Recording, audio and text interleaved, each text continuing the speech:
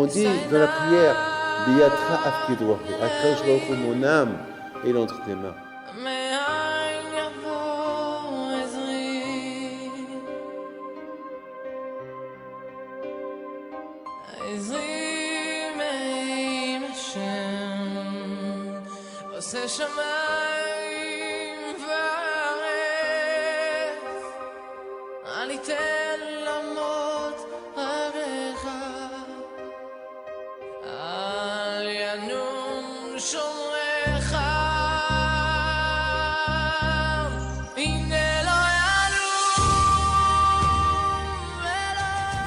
Avec la permission d'Hachem, le cours d'aujourd'hui, ça va être un cours très spécial.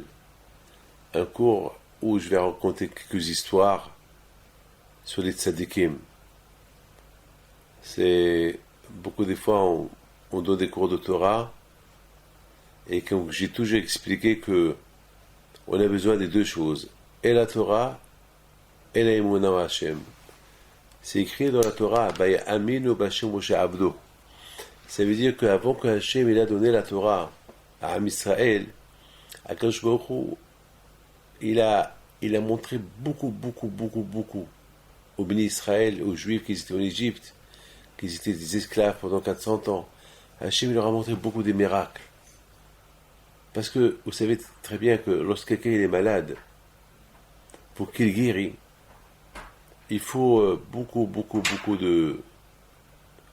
de médicaments, des traitements, des scanners et des opérations, ça dépend. Vous savez, j'en connais des gens qui sont malades depuis 6, 7, 8 ans. Ici. Qui sont malades depuis 6, 7, 8 ans. Et malheureusement, il y a parfois où ils vont s'en sortir et rester et guérir, ou parfois que Dieu préserve leur corps, il ne va pas subir les traitements, il ne va pas subir la maladie, ils vont mourir. Vous savez qu'au niveau spirituel, c'est pareil. Les Juifs en Égypte, pendant 400 ans, au niveau spirituel, ils étaient zéro. Parce qu'ils ont tellement travaillé en Égypte, ils étaient des esclaves au pharaon, jusqu'à que ils ont oublié la notion, c'est quoi être un homme libre.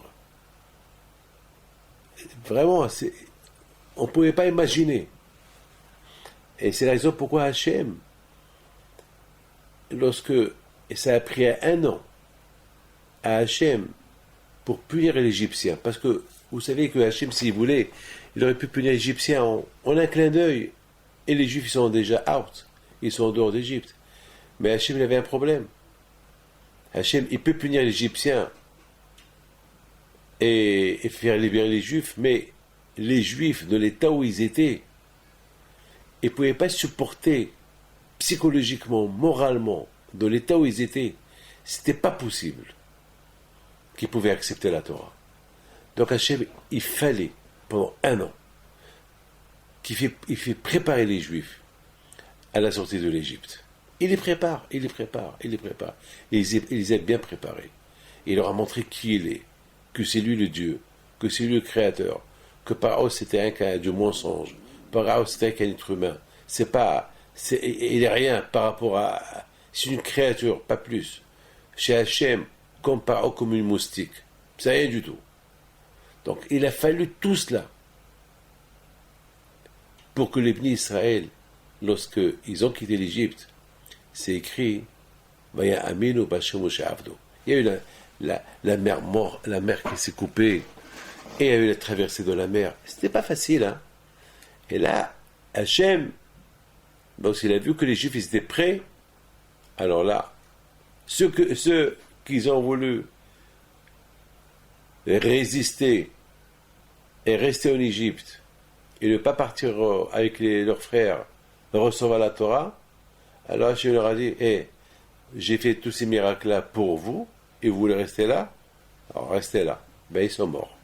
Ils sont morts en Égypte. Pendant la plaie de l'obscurité. Ils sont morts. Et ceux que vraiment, ils sont adaptés à à la connaissance qu'il y a Dieu, et que maintenant, ils sont plus esclaves de Pharaon, et que maintenant, ça y est, ils sont prêts à recevoir la Torah, eh bien, ils ont quitté l'Égypte. Et c'est ce que la Torah dit, Aminu Bashem ou Moshe Avdo. Donc, à Boutaï, il y a eu un, il s'appelle Moshe. Il y a un qui s'appelle Moshe Rabbeinu. Moshe Rabbeinu, Alav Shalom, il a fait des miracles. Des miracles et des miracles. Mais tous les miracles qu'il a fait, c'était avec la permission d'Hachem. Chaque fois, il disait, Hachem, il m'a dit de faire ça. Hachem, il m'a dit de faire ça. Et quelque part, la raison pourquoi Hachem, il a donné ce pouvoir à Moshe Rabbeinu de faire des merveilles, changer la nature, ou je ne veux pas rentrer dans les détails. Imaginez-vous, lorsque les animaux qui sont rentrés en Égypte, pendant la plaie de Harov, les animaux qui faisaient ravage en Égypte, imaginez-vous, ils touchaient l'Égyptien, et l'Égyptien et pas le Juif. Je parle de l'Égypte il y a à peu près 3000 ans, 3500 ans. Vous savez, je ne parle pas de l'Égypte aujourd'hui. Je parle de l'Égypte il y a 3500 ans, qu'ils étaient des gens qui n'étaient pas croyants, qui étaient idolâtres. Vous imaginez que les animaux qui rentrent et qui ne touchent pas les Juifs et qui touchent que les Égyptiens, comme Dieu a dit, c'est vraiment, vous savez que les animaux, ils se mangent entre eux. Et là, aucun n'a touché l'autre. Là, ils avaient un but, rentrer, montrer à Pharaon qui a Dieu. C'est tout. Que eux, ils dépendent d'Hachem. Alors que les Égyptiens, eux, ils vénéraient les animaux. Et voyez maintenant que ces animaux qui, eux, ils vénèrent, c'est eux qui sont contre eux aujourd'hui. Et avec la parole de Moshe, il a dit, demain ils partiront, demain ils sont partis. Demain ils viendront, demain ils sont venus. Et les 10 plaies, ils sont partis comme ça. L'eau qui devient sang, la grenouille qui est rentrée, une seule grenouille, qu'il avait au moins des centaines de milliards de grenouilles. C'est inimaginable, inimaginable. Une grenouille, une seule elle est rentrée. Et de cette grenouille, ils sont rentrés des milliards. Ils sont sortis des milliards. C'est inimaginable. Ils faisaient un bruit que Pharaon ne pouvait pas accepter ce bruit-là. Ça l'a rendu fou. Et ils ont beau tuer, mais tuer combien? Et tuer une grenouille, et elle va sortir de son ventre 1 million de grenouilles. C'est inimaginable. Des miracles. Et bien sûr, tout cela, pourquoi? Et c'est toujours c'était Moshe Rabbeinu qui faisait ces miracles-là, au nom d'Hachem, pour montrer au Béné Israël que Hachem a donné les pouvoirs aux tzadikim. Les tzadikim, ils ont ce pouvoir-là. Hachem, il leur a donné le pouvoir. Pourquoi? Parce que ces tzadikim, ils servent à Kadosh Baruch Hu, alors Kadosh Baruch Hu, il écoute ce qu'il demande. Mais maintenant, Rabotai, l'aïmouna, elle est divisée en deux. Croire en Hachem, croire dans les tzadikim. Mais il faut savoir une chose, que pour arriver à l'aïmouna de Hakadosh Baruch Hu, il faut bien surveiller comment les tzadikim, ils servent à Hakadosh Baruch Hu. Il faut bien faire attention, il ne faut pas utiliser les tzadikim comme un monument un outil pour en profiter. Un tzaddik, lui, il est là pour vous aider, pour nous aider, et pour nous rapprocher à Dieu. C'est pas un qu'aller chez lui, je veux, prie pour moi que j'ai après, et nous on reste les mêmes. C'est bien parce que le tzaddik, c'est pas un magie, c'est pas un magicien le tzaddik. Le tzaddik, il prie à Hachem, il prie à Kadosh Baruch Hu. N'oublie pas une chose, il prie à Kadosh Baruch Hu pour la personne qui lui demande. Dans le ciel, il y a des anges, il y a des malachim qui disent à Kadosh Baruch Hu, qui disent à Hachem, Hachem, tu veux écouter la prière du tzaddik? Mais regarde ce monsieur-là, à qui tu veux maintenant donner tout ce que tu veux, tout ce que le tzaddik te demande, regarde dans quel état il va qu'on profiter du tzaddik, de l'occasion, il va qu'on profiter. Il ne va pas changer. Bien sûr, c'est très important qu'il faut bien comprendre que, bien sûr, on veut d'Hachem beaucoup de choses, on veut la santé, la parnassa, le mariage, On veut beaucoup de choses chez Akadosh Baruch Hu, mais surtout, ne pas demander, ne pas oublier une chose. Ne pas oublier que il faut aussi venir vers Hachem. C'est pas que demander à Hachem, je veux. Il y a beaucoup de gens qui me demandent de faire des prières pour eux. Et alors je dis, vous mettez de filine, et ils me disent, non, j'ai pas le temps. Vous faites des Shabbat, non, j'ai pas le temps. Alors vous voulez de Hachem, vous voulez de Hachem, et vous voulez rien donner en échange à Hachem.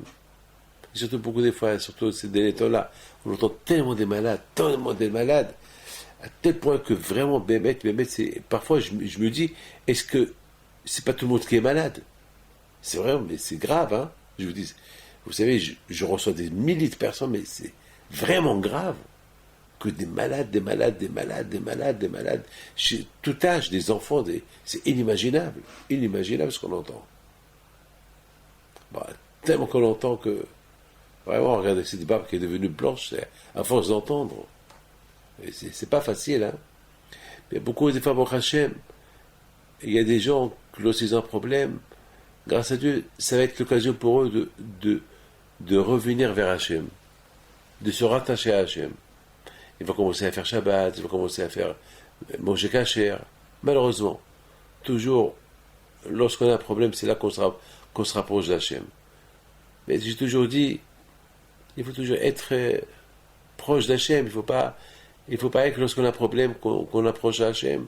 Bon, de toute façon, quand je vois il est là pour les écouter. Mais quand même, donc on voit que Hachem, il a fait beaucoup de miracles à travers Moshe Rabbeinu pour montrer au Bnei Israël que à chaque génération, il y a des tzadikim, que eux, ils sont des envoyés d'Hachem, que eux, ils sont capables de mettre de l'ordre, eux, ils sont capables d'aider. Mais aussi, n'oubliez pas, il faut aussi les écouter. Aussi, ils sont là pour nous aider, ils sont là pour prier pour nous, ils sont là pour nous montrer le chemin, mais il ne faut pas qu'on oublie une chose, qu'on doit les écouter. Il ne faut pas qu'on profite avec des prières. Il y a beaucoup de fois des gens qui viennent chez moi et qui demandent des prières, et après je ne les vois plus. Et lorsqu'ils ont un autre problème, ils viennent chez moi, je leur dis, et à propos du problème là que tu avais il y a 10 ans, 15 ans, 20 ans, ah oui, ça s'est arrangé. Ah, alors je suis là uniquement pour les problèmes. Lorsqu'il y a un problème, tu viens me voir, et lorsqu'il n'y a pas de problème, ça y est, tu m'oublies. Mais non, en plus, tu avais un problème il y a 15 ans, 20 ans. Je t'avais dit de faire ceci et cela. Tu l'as fait? Non, je ne l'ai pas fait. Ah, et pourquoi? Ah, tu vas profiter d'Hachem. Le courage, la force de la prière. Et c'est la raison pourquoi Hachem, il veut que nous aussi on prie. Parce que il ne faut pas simplement aller chez les rabbins, les tzadikim, je veux une prière. Il faut que nous aussi on apprend à prier. Parce que lorsqu'on prie, on s'attache à Hachem. La seule chose, la voie qui nous attache à Hachem, c'est la prière. Imaginez-vous deux personnes qui vont se communiquer. Alors, comment ils vont se communiquer? Ou par écrit, ou avec une lettre, ou par téléphone, ou bien avec un messager. Je dis à quelqu'un, va lui dire, ou bien je prends une lettre, je lui envoie, je fais un fax, un texto, ou bien je prends le téléphone, j'appelle. Et c'est là qu'elle va se former une communication. Et avec Hachem, comment on va communiquer avec Hachem? Eh bien, on communique avec Hachem à travers les tzadikim. On va chez eux pour qu'eux ils nous montrent comment nous apprendre comment se communiquer avec Hachem. Ou bien prier pour nous, eux ils prient pour nous. Mais la meilleure méthode, c'est de prier. La vraie communication, c'est entre homme et Dieu. Direct.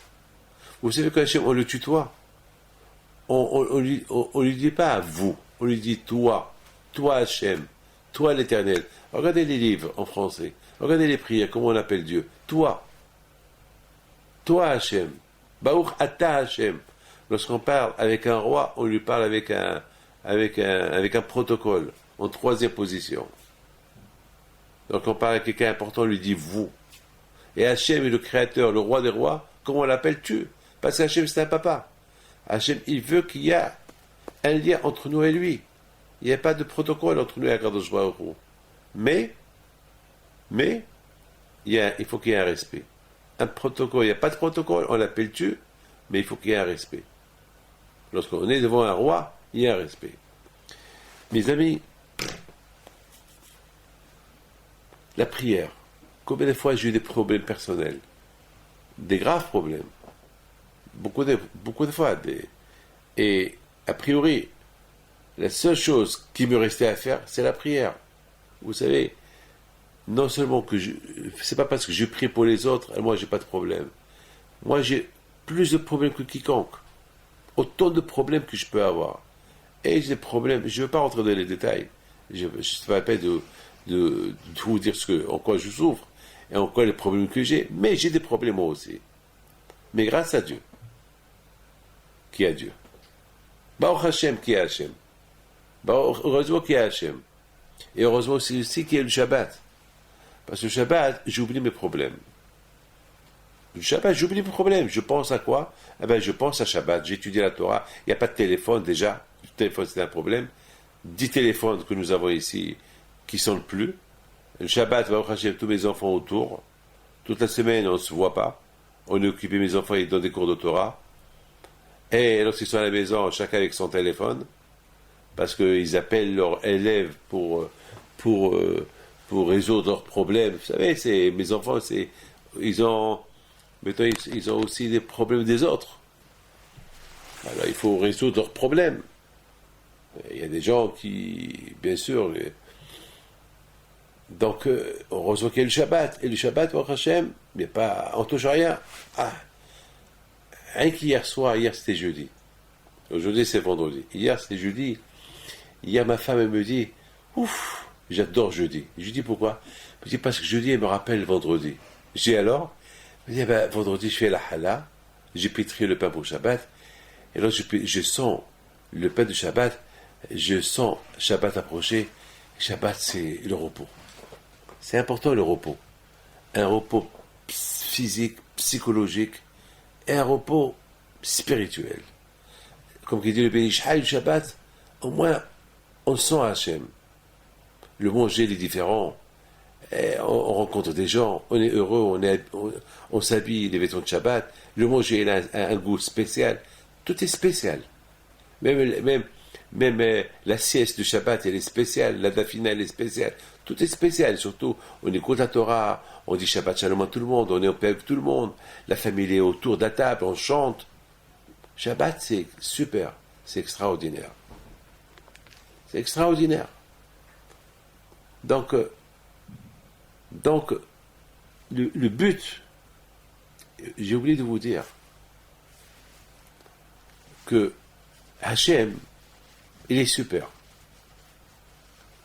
Parce que lorsque les Juifs, ils ont quitté l'Égypte, Akadosh Baruch Hu, il les a pas fait rentrer en Israël tout de suite. Il les a retardés dans le désert. Tout d'abord, un an avant qu'ils ont quitté l'Égypte, Hachem, il a puni l'Égyptien. Donc déjà, ils avaient un an de repos en Égypte. Pendant un an, ils se sont entraînés à connaître Dieu, à découvrir Dieu, et à se préparer en même temps pour la Torah. Un an. Pendant un an, ils voient que Pharaon, il est nul. Un an, ils voient l'Égyptien recevoir des coups. Pendant un an, ils n'ont pas travaillé. Ils se sont enrichis. Un an, ça y est, un an, ils se préparaient déjà pour quitter l'Égypte. Un an. Déjà, je pense que pendant cette année-là, ils ont commencé à faire la prière, ils ont commencé déjà à mettre des tefilines, à faire Shabbat, à revenir à la religion qu'ils n'avaient pas le droit d'exercer. Et maintenant, ils n'ont plus de patron. Leur patron, maintenant, c'est Hachem. Leur patron, et si vous voulez quitter l'Égypte, vous auriez pu quitter l'Égypte, mais c'est ce qu'il leur dit, non. Vous allez rester là, vous allez quitter l'Égypte uniquement à mon ordre. Et là, voulu Hachem apprendre les Juifs à être disciplinés. Ce n'est pas des millions de Juifs qui vont quitter comme ça l'Égypte. Non. Quitter l'Égypte avec discipline, avec la foi en lui. C'était très important. Et après, Hachem, une fois qu'il les a libérés de l'Égypte, Il les a traînés un peu en Égypte, dans le désert. Il les a traînés un peu pour pouvoir étudier la Torah. Même le manger venait du ciel. La manne. Comme ça, ils n'avaient pas besoin de cuisiner. Que la femme elle va brûler le manger et que le mari va lui crier. Non. Il fallait qu'ils vivent tranquillement pendant 40 ans. La manne qui descendait du ciel, l'eau, le puits de Myriam, les 7 nuées qui entouraient les Juifs dans le désert contre le chaud et le froid, c'était inimaginable, inimaginable, inimaginable. Comment il y avait quelques millions de Juifs dans le désert qui campaient là-bas 40 ans. C'était pas une ville, hein. C'est le désert. Et dans ce désert-là, ils avaient quoi? Ils n'avaient rien du tout. Ils avaient tout qui descendait du ciel. Leurs vêtements étaient propres, jamais ils se sont salis. Les chaussures, jamais ils se sont déchirés. Comme ça, c'est écrit dans la Torah. Ils vivaient avec des miracles. Ils ont vu qui est Hachem. C'est avec ça qu'ils ont. C'est important, vous savez, comme un fils. Pourquoi un fils, il appelle son père papa? Pourquoi le fils appelle son père papa? Parce qu'il n'y a que son père qui voit. Il n'y a que son père et sa mère qui voient. Il voit papa, il voit maman. Il a grandi avec eux. Il les voit tout le temps. Donc c'est eux. Après, il comprend qu'il vient d'eux. Hachem, il a voulu être le papa et la maman de Bnei Israël. Donc il fallait qu'il n'y ait que lui avec eux. Et pendant ce laps de temps-là, ben, ils ont compris que Hachem, il se comporte comme un vrai père. Pas comme un père, mais comme un vrai père. Et que c'est lui qui leur donne ce que le père, ce que leur vrai père, ce que leur papa paternel ne peut pas leur donner. Et c'est ça l'héritage qu'on a hérité. Et en plus, toi, Am Israël, ils étaient debout. Ceux qui étaient là et ceux qui ne sont pas encore venus. C'est-à-dire que même ceux qui vont naître dans les milliers d'années à venir, eux aussi étaient présents lorsque Hachem a donné la Torah. C'est extraordinaire. Là, c'est la foi. Ça, c'est la foi, c'est ça la Torah. Et c'est comme ça que Hachem a construit son peuple dans le désert. Et lorsqu'ils sont rentrés en Israël, voilà. Hachem leur a donné Israël, et après ils ont construit le Beth Amikdash, et lorsque les Bnei Israël ne se sont pas bien comportés, Hachem les a punis, et les a jetés d'Israël, de la maison. Et bon, Hachem, nous n'avons pas abandonné notre religion. Du matin au soir, on a compris que c'était notre faute. Et voilà, jusqu'à maintenant qu'on est en exil, et on attend Mashiach, si Dieu veut. Be'ez Hachem. Alors, maintenant, je vous raconte, maintenant que je vous ai tout raconté, maintenant, on va raconter un peu des histoires qui vont nous rappeler un peu, qui vont nous attacher un peu à Hachem. Et surtout, une chose, il faut savoir, que ces histoires que je vais vous raconter, c'est des histoires de... Ne croyez pas que je suis un tzaddik. Les histoires que je raconte ces histoires qui sont faites avec les écoutes, avec le mérite de mon grand-père Rabbi Haim Pito Alav Shalom. C'est des belles histoires. Par exemple, il y a une histoire qu'il y a un juif qui s'appelle Eliyahu Haim Biton, qui a 70 ans. Il me raconte que il avait une grave maladie. Et les médecins ne lui ont pas donné grand-chose à vivre.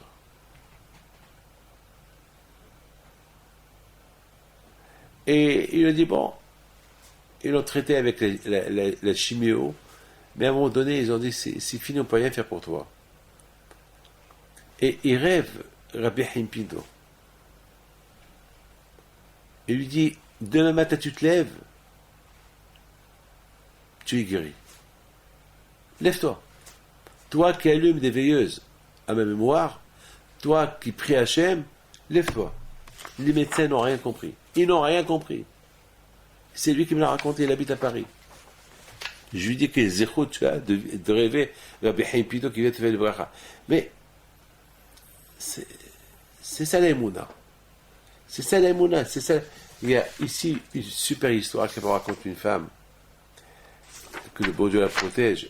Elle vient chez moi, elle me dit, c'est moi qui lui ai dit qu'elle me l'écrit. Elle vient me dire que elle n'avait pas des enfants. Les médecins, ils lui ont dit que son mari est stérile. Elle ne peut pas avoir des enfants. Vous savez, elle me raconte qu'elle était venue me voir, elle pleurait. Elle dit, j'aime mon mari. Et je ne peux pas le divorcer. Je l'aime. Mais de l'autre côté, j'ai un enfant, j'ai des enfants de lui. Vous imaginez? Je dis, madame, il faut respecter le mikvé, il faut prier à Hachem. Il me dit, c'est vrai, le mikvé, je ne le fais pas. Et je prie. Je dis, alors essaie, fais un effort. Peut-être lorsqu'on fait un effort, Hachem aussi peut faire un effort. Ta mari est stérile. Alors pour qu'il te donne les enfants, c'est un effort. Puisque la médecine ne peut rien faire pour toi. Fais un effort.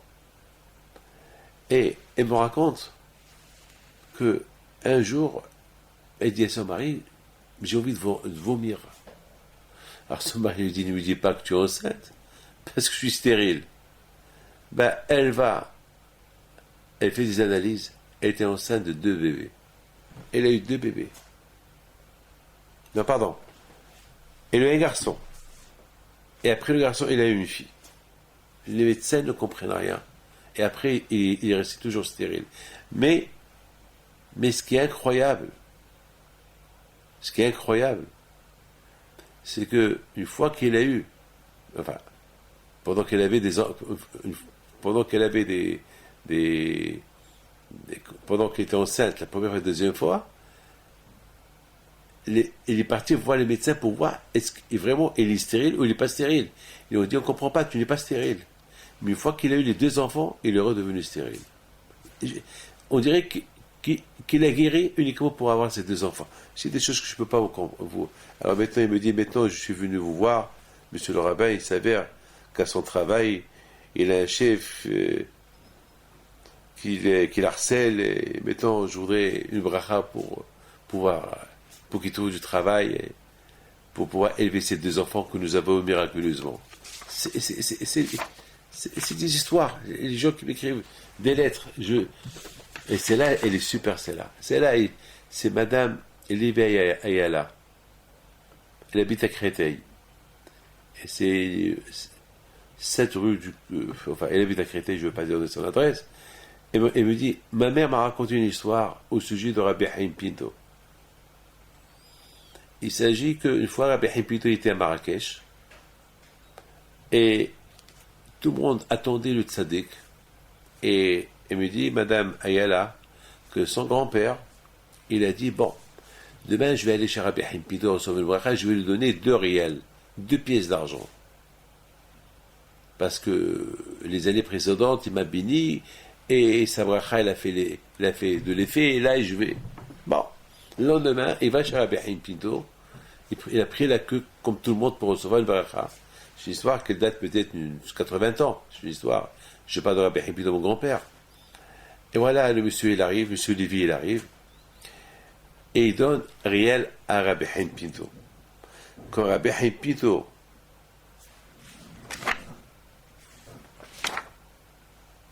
a reçu le riel, alors Rabbi Haim Pinto lui a dit, mon fils, tu m'as donné qu'un riel.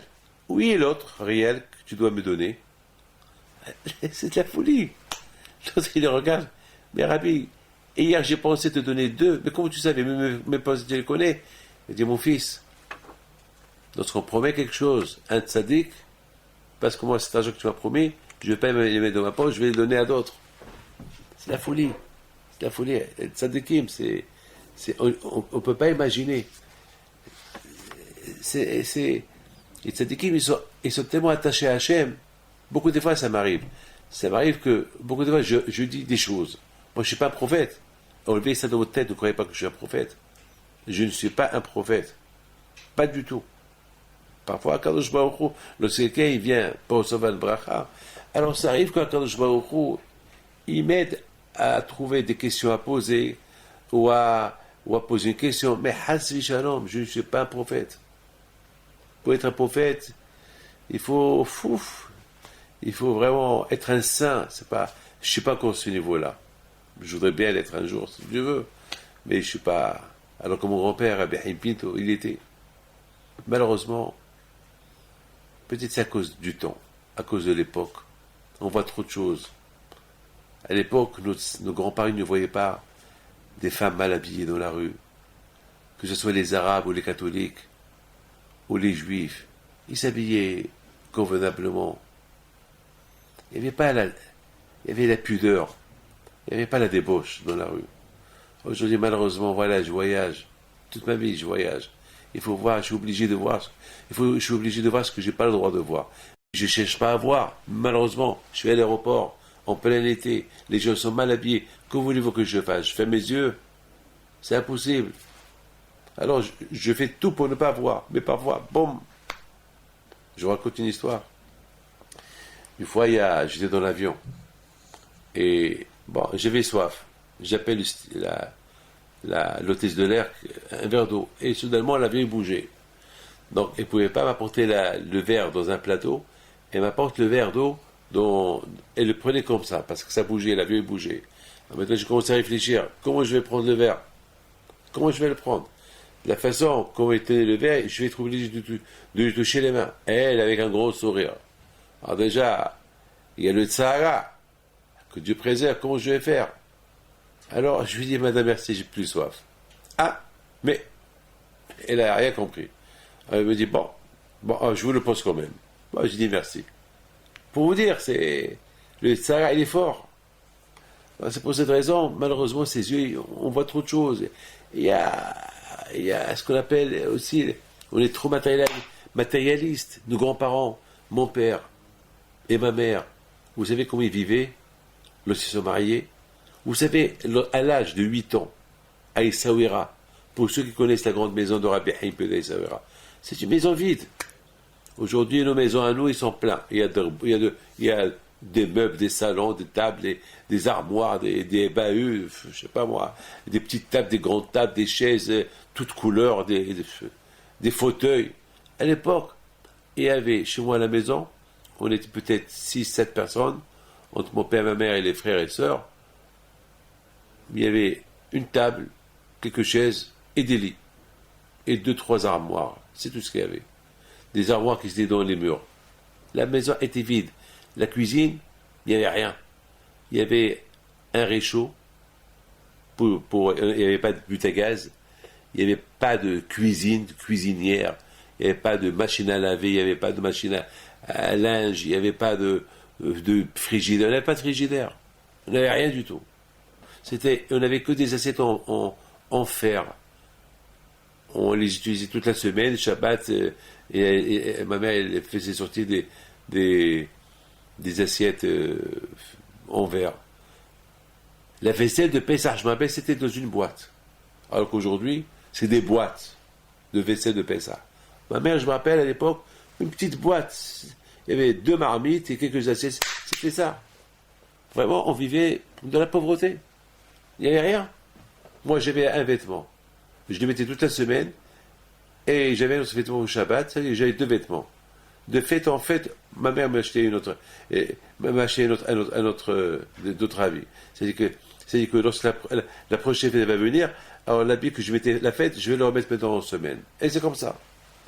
Alors qu'aujourd'hui, c'est pour ça, nos parents avant, ils étaient des tzadikim. Ils n'étaient pas matérialistes tant que. Et même pour le peu qu'ils avaient, prié à Hachem. Aujourd'hui, aujourd'hui, c'est pour ça aujourd'hui, les gens, ils ont beaucoup de problèmes. Parce qu'il y a trop de factures.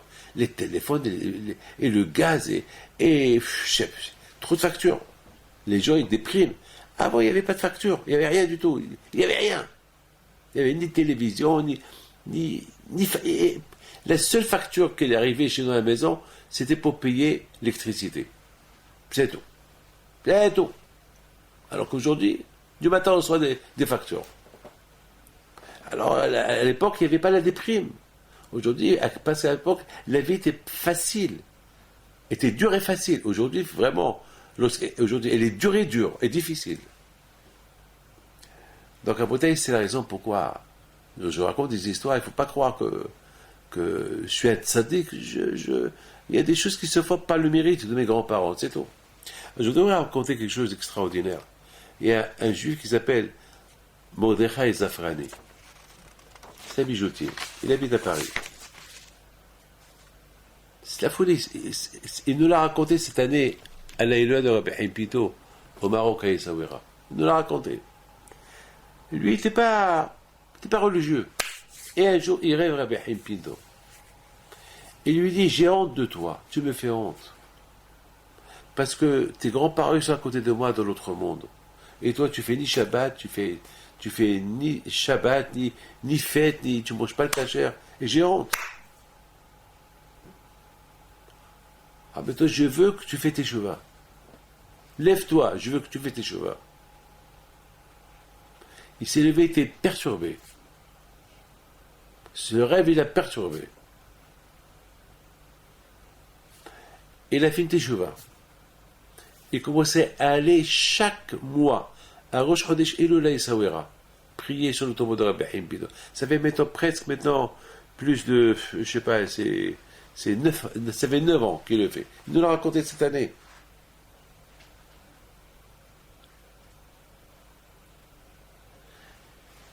Et il y a quelque temps, il rêve Rabbi Haim Pinto.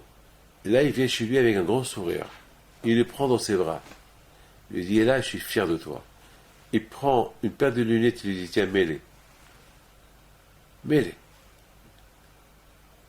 Alors, il m'a demandé, lorsqu'il a fait ce rêve, Rabbi David, c'est quoi la signification de les lunettes qu'il m'a données avec... Je dis, parce que maintenant, il est content de toi. Il a dit, mais parce que maintenant, tu vois bien les choses. Chose que tu n'as pas fait avant. Et de là, j'ai appris que le Kouah des Tzadikim, que même, ils peuvent même aider. Mais moi, j'ai toujours cru que les Tzadikim, ils nous aident lorsqu'ils sont vivants. Mais voilà, d'après cette histoire-là, vous voyez que même après la mort de Rabbi Haim Pinto, qu'il est mort il y a ça fait maintenant 70 ou 80 ans qu'il est mort. Et voilà, il vient d'honorer pour rendre Bitchouva à quelqu'un. 100%. 100%. Il y a une raison. Il y a une femme, la petite fille de Rabbi Haim Taïb Lomet de Tunisie. Elle m'a raconté qu'une fois il est parti en Tunisie, elle voit pèleriner son grand-père, et voit là-bas la photo de Rabbi Haim Taïb Lomet, ou Rabbi Tzhak Taïb Lomet, je ne peux pas vous dire qui des deux était, sur le tombeau. Alors elle a pris une photo à côté. Elle a pris une photo. Et lorsqu'elle a développé la photo, et elle, c'est la petite fille de Rabbi Haim Taïb Lomet. Elle me l'a raconté, elle m'a montré même la photo.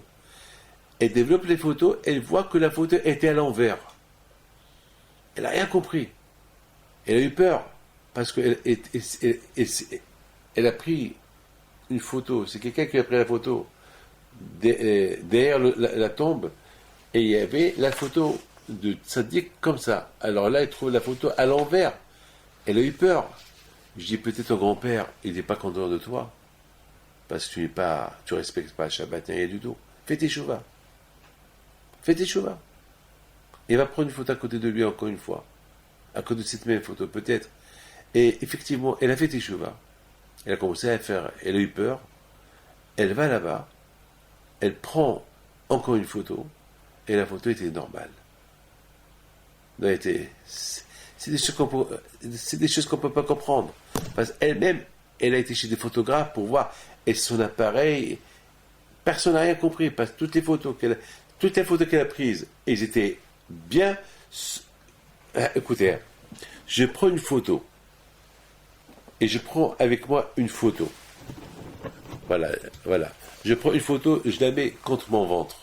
Une photo qui n'est pas à l'envers. Et quelqu'un me prend une photo, et que je trouve après la photo que j'ai mis contre mon ventre, elle est à l'envers, ça fait peur. Alors, au départ, elle a cru, peut-être c'était une erreur, peut-être elle a pris la photo avec la photo qui était à l'envers. Donc, elle a revu, elle a vu que c'est pas ça. Elle a repris des photos, et chaque photo qu'elle prenait, la photo était à l'envers. Tout est normal, sauf la photo. Donc là, ça fait tout cheval. Elle est repartie là-bas, elle a pris la photo, c'était normal. Une fois, j'étais en colère. J'avais une photo d'un tzaddik chez moi à la maison. Et j'étais en colère. Et cette photo était là-bas. Et jamais des années qu'elle est posée là-bas, jamais elle a bougé. Et je sais pas, j'étais en colère. Et j'ai voyé cette photo-là, et dans ma tête, je me suis dit, ouais, moi je crois dans le tzaddikim, mais je fais tout, et pourquoi j'ai ces problèmes-là? Et soudainement, la photo, elle bouge de sa place, elle tombe, elle se casse. J'ai eu peur. J'ai pris la photo, j'ai tout ramassé, et j'ai demandé pardon à Hachem. Pour vous dire que les tzadikim, ils ne sont pas morts. Ils ne sont pas morts, hein, les tzadikim. Ils ne sont pas morts. Ils sont vivants. le problème avec nous, c'est que on n'est pas stable. On est instable. Un jour on est comme ça, un jour on est comme ça, un jour on est comme ça. C'est un grand travail qu'on doit faire. La bénédiction, c'est d'être stable.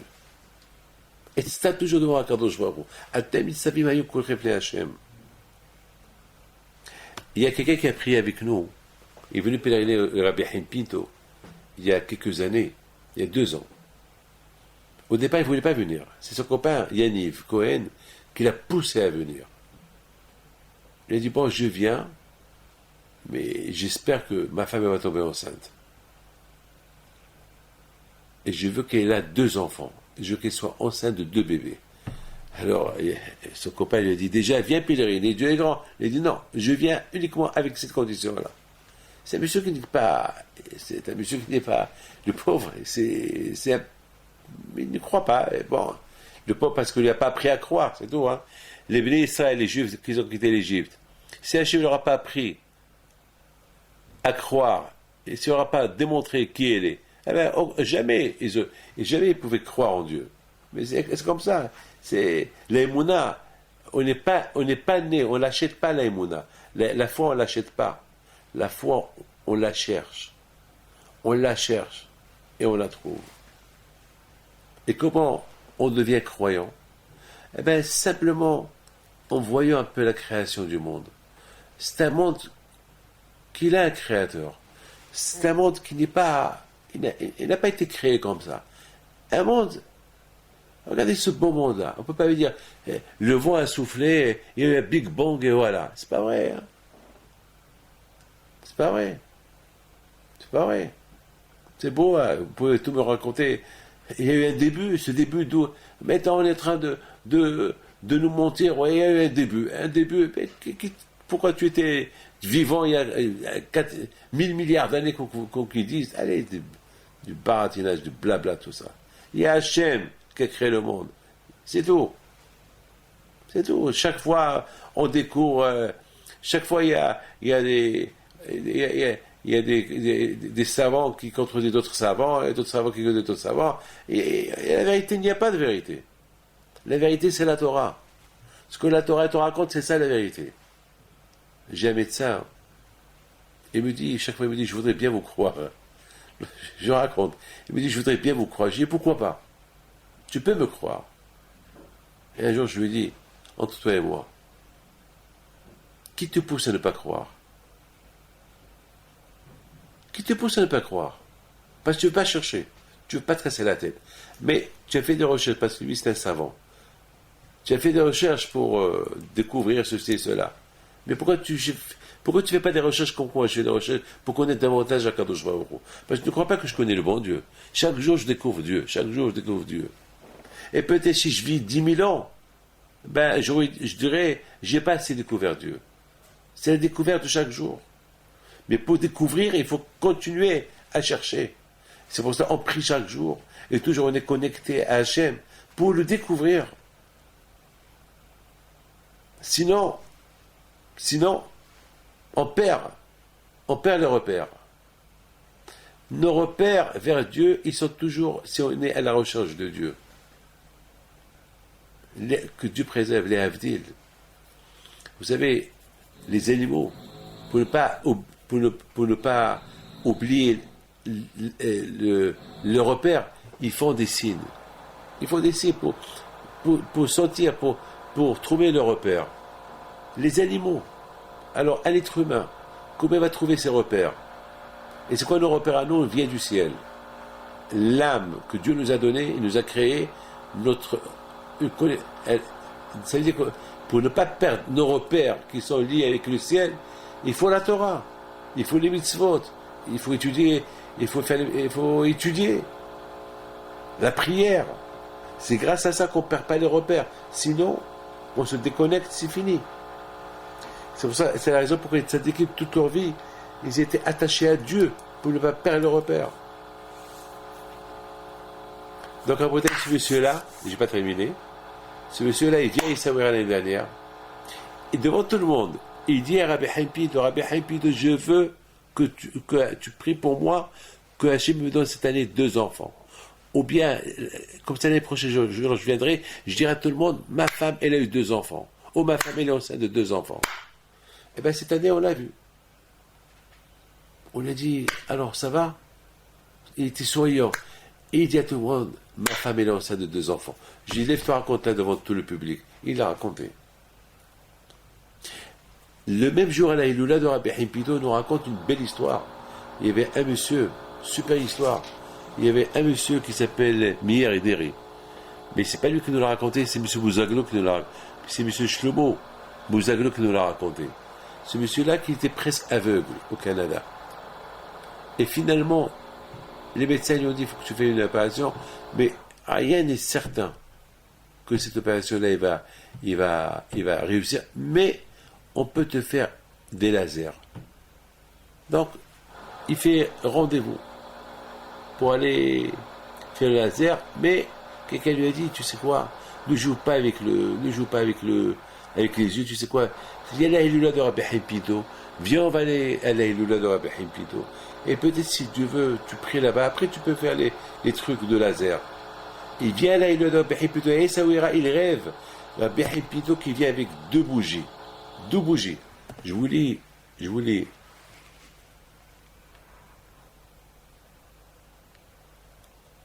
Regarde, voilà. Je vous lis l'histoire.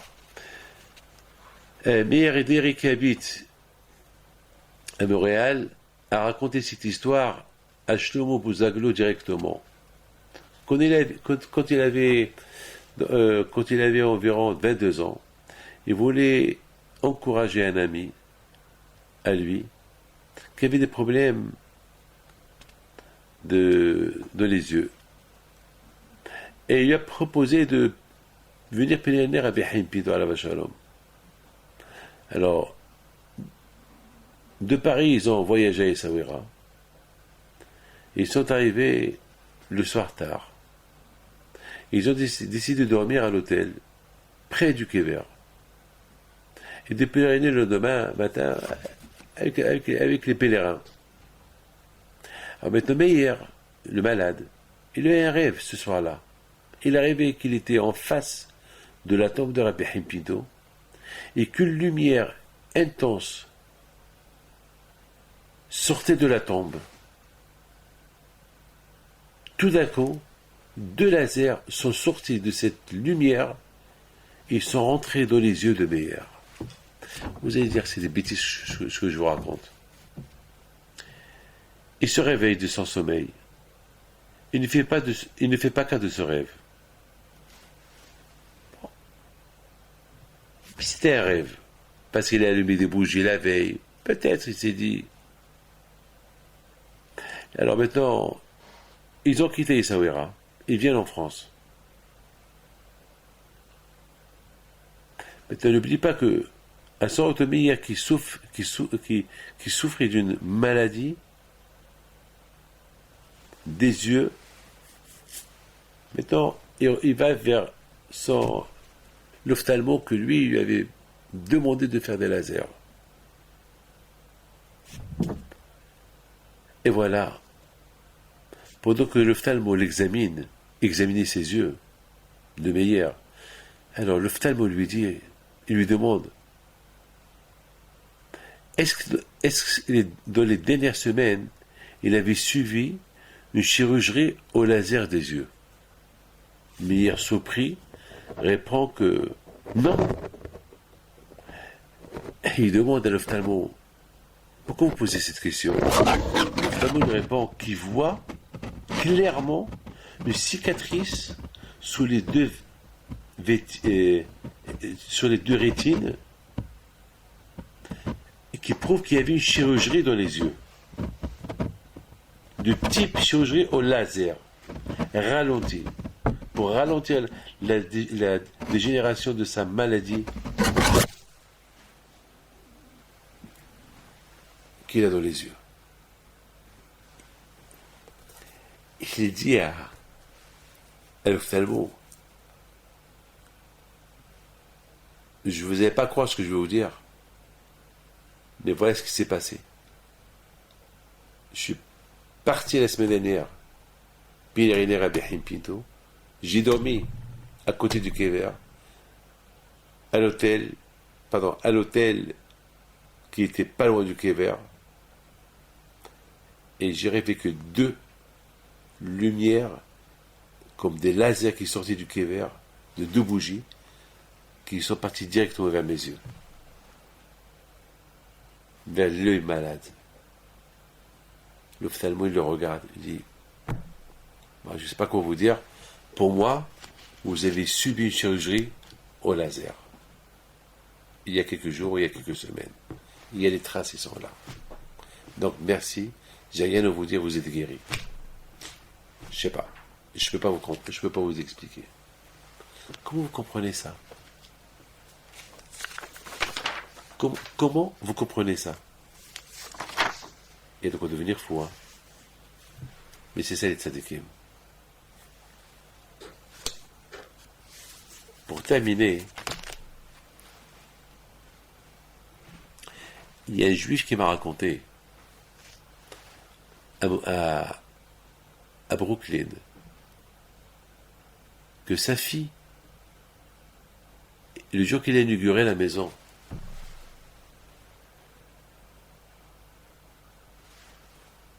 il demande à sa fille, à sa femme, où est la petite? Le temps qu'il cherche la petite, elle était déjà noyée.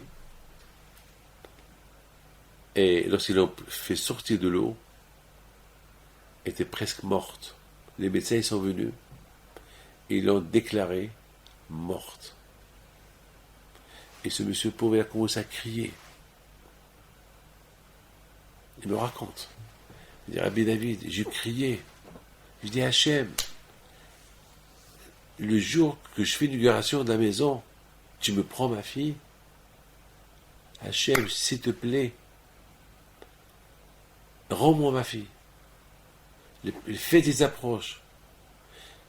J'ai reçu des brachot, des tzadikim pour avoir cette fille. Et j'ai reçu des brachot. Et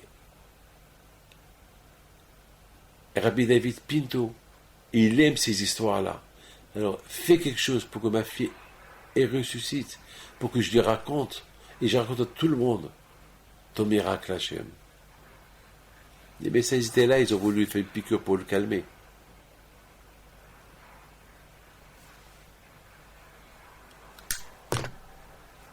Et ils ont couvert la petite avec un drap blanc, et voilà, ils voient que le drap il bouge.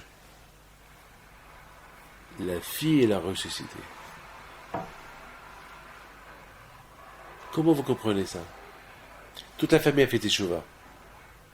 C'est ce qu'on appelle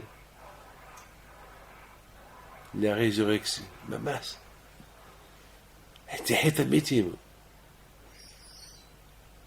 Le papa, c'était pas un tzaddik, c'est pas un religieux. Mais il a prié à Hachem. Prié à Kadosh Baruch Hu.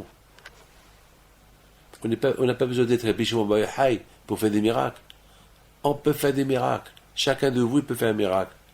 Lorsqu'on est connecté à Hachem, on a l'aïmouna à Hachem, on fait des merveilles. Chacun de vous. Il y a un monsieur qui m'a raconté qu'il devait faire une grave opération. Et le médecin, c'était un médecin qui était un des meilleurs médecins. C'est un Chinois. Et le juif, il dit au médecin, il lui dit, je vous en prie, je sais que c'est une opération grave et je sais que tout le monde ne me donne pas grand chose à vivre. Mais et vous êtes le seul capable à m'opérer, et même vous m'avez dit qu'il n'y a que 30-40% de chance. Alors, je peux vous demander un service. Il lui dit quoi? Le médecin dit quoi? Il dit, lorsque vous m'opérez, il faut dire, avec l'aide de Dieu, avec l'aide d'Hachem. Le Chinois, il lui dit, non, moi je ne suis pas croyant, moi je suis un médecin, moi je ne suis pas... Non, moi, ne me demande pas ça. Il dit, je vous en prie, fais-moi ça, qu'est-ce que je vous perdez? Il a commencé à pleurer devant lui. Le médecin qui était sympathique, il dit, bon, vous savez, moi, je ne suis pas croyant, hein, mais pour vous faire plaisir, je vous promets que je vais dire avec l'aide de Dieu, avec l'aide de ton Dieu. Algère, merci beaucoup. L'opération devait durer 7-8 heures. Il a duré 1 heure. Et lorsque il se réveille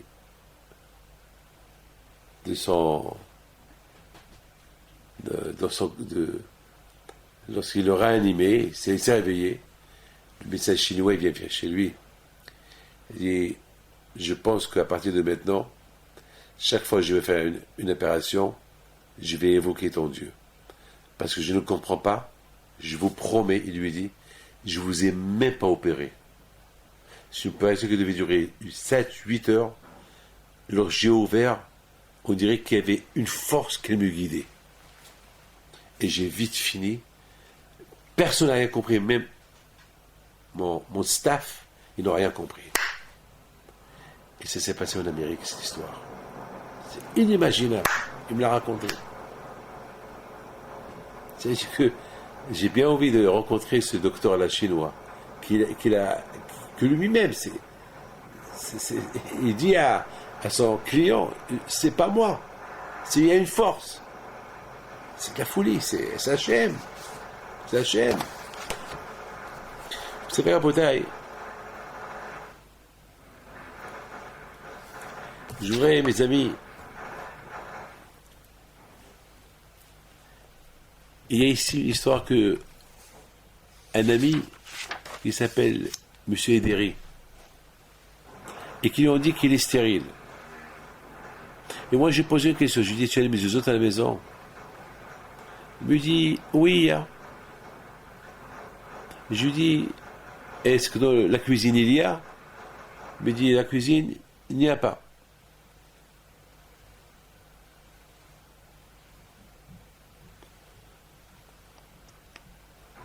J'ai vérifié s'il y a. Et s'il n'y a pas, tu mets une mezouza. Mais prie. Qu'est-ce que tu perds? Tu es juif, prie. Prie à Kadosh Baruch Hu. Alors Hachem, maintenant il a des enfants. Et c'est ça la bouteille. L'aïmouna à Kadosh Baruch Hu. L'aïmouna à Kadosh Baruch Hu. L'aïmouna Hachem.